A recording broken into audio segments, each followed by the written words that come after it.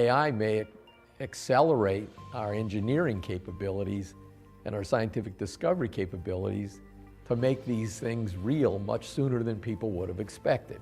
This will represent a wholesale change in our society in the way that we think about how we raise kids, how we educate them, and what they're capable of doing. Artificial intelligence.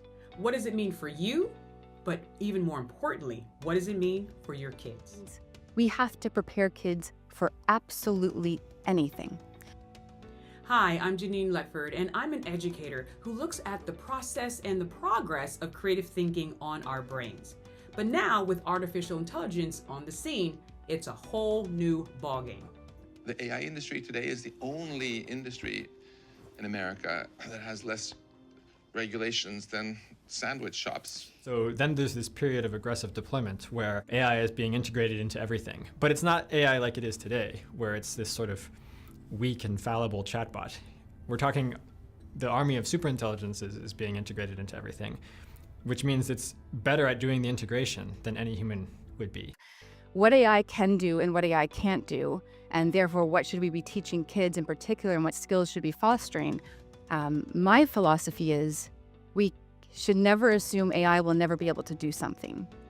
And the reality is we cannot predict the future. Actually rare to find somebody that asks a different question, which is, well, now that we have this capability, how should we be changing ourselves to be best suited to operate in this new world? Social media came out in 2007, but we're just now seeing the research on what it has been doing to the mental health, emotional health, and creative health of our children and ourselves.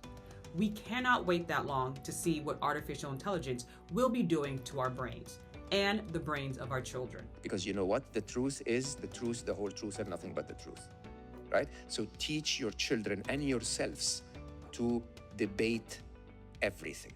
As deepfakes get more sophisticated, what we are seeing is that people need to think critically about the content that they consume. They need to question it. They need to find another source to validate whether or not something is legitimate. Now, with the exponential growth of artificial intelligence, it will be a mainstream, a ubiquitous part of our society. So we have to be aware of the cognitive, creative, emotional, and even ethical effects it's having on ourselves, our family, and our children.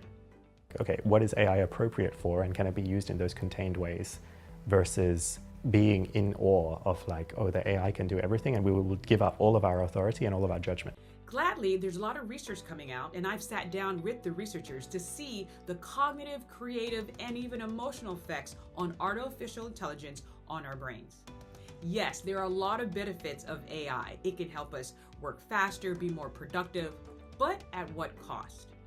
And I'd say the final thing that we're going to have to watch out for, and we saw this with social media after the fact, is the relationships kids are going to build with these systems. We are now giving kids access to an infinite, never-ending opportunity to engage with an imaginary friend, something that is always on, can answer all of their questions. That is a recipe for a new type of addiction. This is what this course is about. We're going through 10 weeks for parents, caretakers, and even leaders, anyone who has a brain, to talk about how to future-proof your family and yourself in the era of AI. You can say I've been around robots for a while, having a few experiences teaching with them. Hey, my son even met his first robot at 1. But now artificial intelligence will be common. It will be a mainstream in our society. So we have to be cognitively aware.